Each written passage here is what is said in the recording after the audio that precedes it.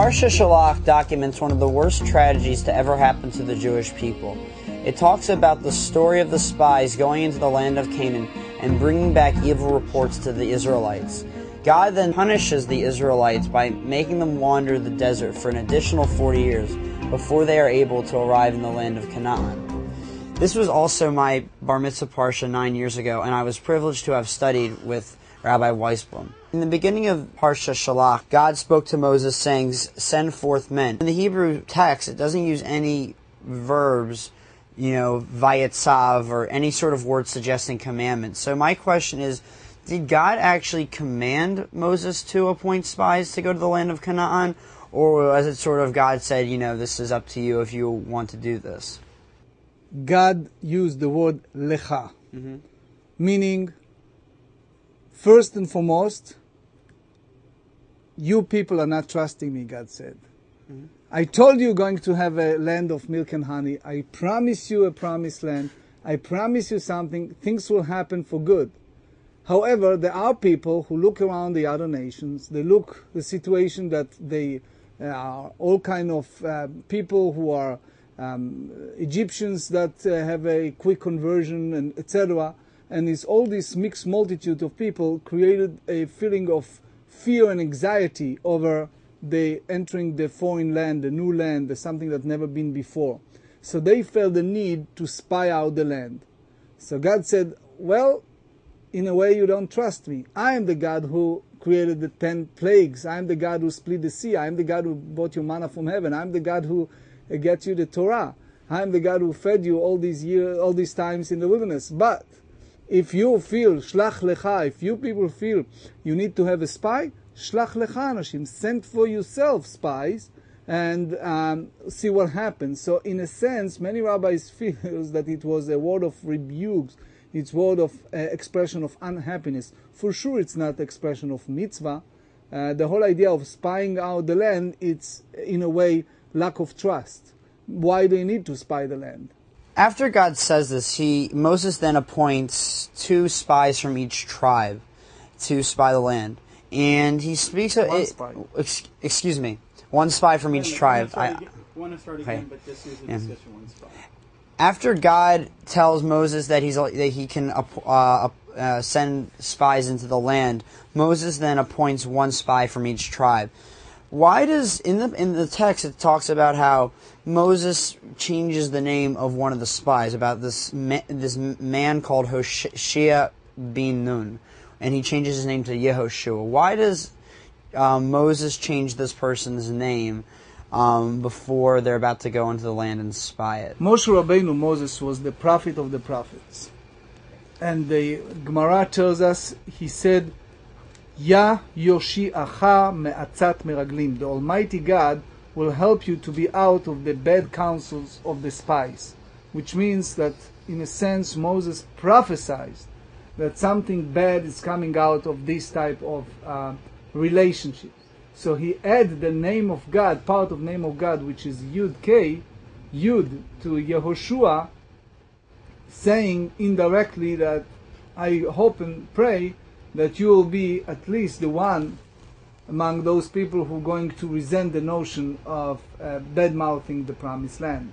After the spies come back from the land, they bring fruits, they're talking about it, and then you get this evil report saying that we won't be able to conquer the land, that our enemies are too numerous, they're too strong, and you only hear of 2 spies who are speaking good, Caleb and Yehoshua, Joshua.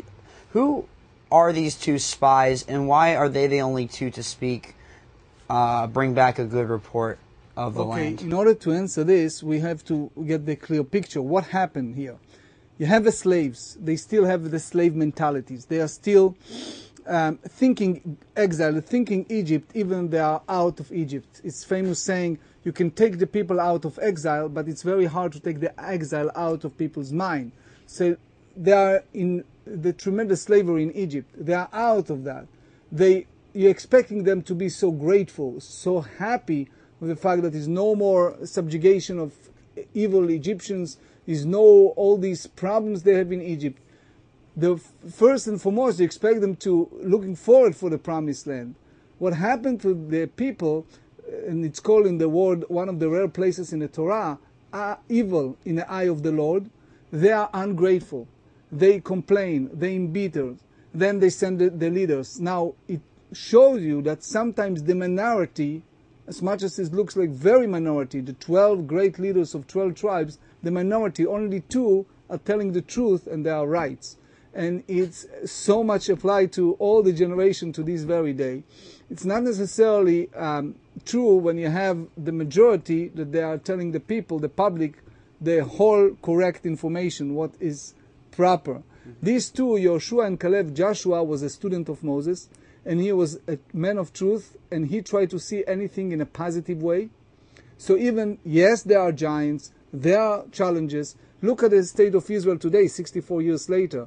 Do you think that the attitude of the 10 spies build the Israelis the way that they are, or the attitude of Caleb and Joshua? Caleb and Joshua are the 2 people, either by their vision, by their faith, by the positive attitude, are the minority who said, no, we're going to conquer it. God promises things will go for good. But these are the only people who are really capable to reach the promised land. All the rest, because of their small mind, because of their negative attitude, because of their vision in such a negative way, they'll not be able to conquer the land. And that's the reality. So Joshua and Caleb is the name of leaders that has a lot of application to our times. After they come back and the 10 spies give an evil report about the land and how it is not, how they won't be able to conquer it, God responds in anger, of course, and he says to Moses, how long will this people provoke me, and how long will they not have faith in me, despite all the signs that I have performed in their midst? I will smite them with the plague and annihilate them, and I shall make you a greater and more powerful nation than they. And then Moses goes on a very long dialogue response to God. And there's always been this sentence he says, and we say it oftentimes in many prayers, especially during Rosh Hashanah and Yom Kippur. He says, Hashem, slow to anger, abundant in kindness, forgiver of iniquity and willful sin, and who cleanses but does not cleanse completely, recalling the iniquity of parents upon children to the 3rd and 4th generations. Forgive now the iniquity of this people according to the greatness of your kindness, and as you have forgiven this people from Egypt until now. The Torah says, though, that people should be accountable for their own actions, and you shouldn't punish someone for the sins of their father or their mother. Doesn't this contradict what Moses is saying? There's a famous discussion in the Talmud, and Rashi also mentioned that there are 2 places in Torah that contradicted each other. Once they said, in the book of Deuteronomy, they said, Banim lo yomtu al avot, avot lo yomtu al banim, which means parents shall not die because of the sin of the children, and the children shall not die because of the sin of the parents. Here you see the opposite. It's like the Lord carried a punishment for the 2nd and 3rd generation. So now you ask me, the grandchildren of the Nazis need to suffer because of what the grandparents did? Ezekiel answered that in one of the chapters, and he said, and that's what Rashi mentioned here as well, he said that it's only shemamshichim avotehem, which means that they continue the sins of the parents. If a grandson of Nazis continued the pattern, the behavior of his grandparents, then he deserved those punishments. The idea of perpetuation of punishment apply only she'ochazim ma'aseh avotehem b'yedem, that they hold the deeds of the parents and grandparents and continuing it. However, if the children turn around in a different direction, then is another pasuk that said in the Torah, Banim lo yomtu al avot, parents shall not die because of the children, children shall not die because of the parents, ish bechet'o yumatu, each person die according to his sin. So again, we have to put things in balance. It's only conditional if there is a continuation of this pattern. There continues a discussion with carbonot, offerings given on the altar.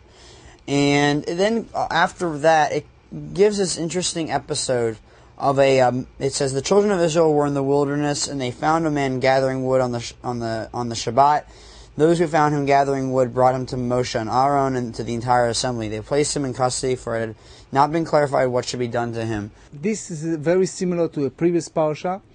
There are situations that a person needs to bring an offering in the biblical times. For example, the story of the Sota, Korban Seorim. A person needs to bring an offering for creating a situation of erasing the name of God, as we discussed last week.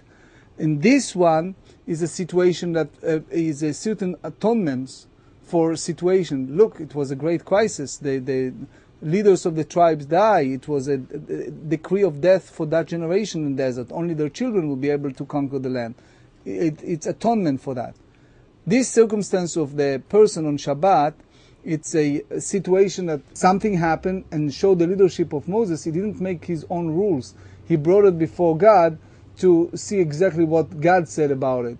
So in a sense, again, it shows us the great leadership of Moses, that his great humbleness, his mercy upon people, compassion, and his situation that someone did it blatantly, purposely, after he was warned, and it was some type of challenge to his leadership. But still, he brought it before God to a final decision. Afterwards, to end the parsha, we have the third paragraph of the Shema. Why does the third paragraph of the Shema come here, and that that commands us with tzitzit? What is the significance of having this third paragraph of the Shema here? Why not somewhere else? The Shema, especially the third part, dealing with a hard desire, a situation that a person has something in his or her heart, and they know deep in the heart of hearts that they are wrong, but they need a point of reminder, like the tzitzit, to give them a point of God is there and is there all the time. And the minute you have this tzitzit is something that give you a constant reminder who you are and what you are. All these episodes show different personalities and people behavior, especially people who cannot control their emotion, their desires. And the tzitzit is a tool, helpful tool for people to be able to have God in their heart all the time. Velot paturu acharei lavavchem. You should not follow what your heart desire all the time. You should think a little bit out of the box in the biggest picture, what the consequences out of certain deeds. And the minute you have it on your body, you look at that and it's give you a connectedness to the high above. Parsha Shelach has special significance for me because 9 years ago, that was my bar mitzvah parsha. I remember that day. It was a very special day. I was a little bit shorter. I had a little bit of a higher voice. It was the first time that someone did the whole parsha with you. Looking back 9 years, we've known each other for quite a while. What are your thoughts going back to that day? I was very proud. I'm still very proud of you. I meant it was a tremendous amount of naches, joy, to have someone like you who takes Judaism so seriously, who study with all hearts, who involved with so many phases of Judaism. I was overwhelmed with joy. I remember that time, and every time I'm shaping nachat from all your great, marvelous accomplishment. It shows that there is a future, serious future, in so many ways, not only the Jewish community here, but pray and hope that many people will follow your footsteps. For me, when I recited that parsha 9 years ago as my bar mitzvah, it was a joyous occasion. My family was in town, my grandparents were there, my friends were there, members of the community were there. Parsha Shelach not only involves talking about one of the worst things that happened to the Jewish people, but a very joyous time for me, growing from a boy to becoming an adult in the Jewish community.